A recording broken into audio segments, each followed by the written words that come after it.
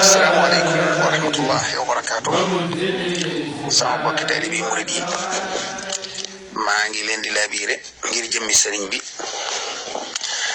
ci saafarawu ci tawat jum mën a doon moo xam tawati docteur la tawati zahir wala tawati batin jumu ci mën a doon rek sëriñ bi andil na lu xasida goo xam ne dafa wax sax ne ko koy jàng suba ngoon da ngay am saafarawu akuk texe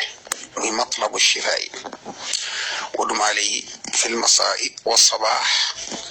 واخلصا تنال شفاء وفلاح كل سنين بيكو waxal bopam ko koy jang suba ak ngon da nga amuk wér waxtu ne da ngay amuk safaraw tawaddu sonal mukk te da nga amuk taxé kon xassida gu mata baye xel la te serigne bi moko bind mu leer nañ ken waxalu ko kon xassida ga ngogi waye nak dafa am secret bu ma ci génné ngir ko tawat ba noppi ba tawat ji jaaxal ko moo xam tawat ju mën a doon ci xeeti tawat yi boo ko defee yàlla mën na ko suturaal ci daraje sëriñ bi ak barkeb xaside gi mu daal di saafara woon loolu moo di day jàng xaside gi ba ci ñaari bayit yi mu boole leen ñoom ñaar baamu ko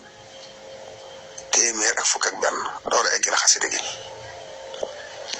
وجاني مطلب الشفاء بتي يا بر يا لطيف يا معافي يا من له أمل الورى يا شافي أنزل شفاءك مكان الداء ولا تعاملنا بالابتلاء يعني بيلي لي بولي ديكو بام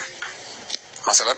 يا بر يا لطيف يا معافي يا من له أمل الورى يا شافي أنزل شفاءك مكان الداء ولا تعاملنا بالابتلاء يا بر يا لطيف يا معافي يا من له أمل الورى يا شافي أنزل شفاءك مكان الداء ولا تعاملنا بالابتلاء يا بر يا لطيف يا معافي يا من له أمر الورى يا سافي عدل صفات مكان الدار ولا تعاملنا بالابتلاء noonu la koy boolee di jàng ba ma téeméer ak fukk ak benn 111 fois bu ko defee mu àggale xasida gi nag ba ci kamastafa fa xasida ga yam loolu bu ko saxalee ab diir rek yàlla dana ko may ak wér bu dee ku ko mënta jàng ñu jàngal ko ko tifli ci ndox mu naan ci raayu ci bu dee ki tawat moo ko mën a jàngal boppam mu di ko jàng te di ci yéene saafaraw diir bu gàtt mu yëg ne suñu borom teggi na tawat ja te may na ko ak wér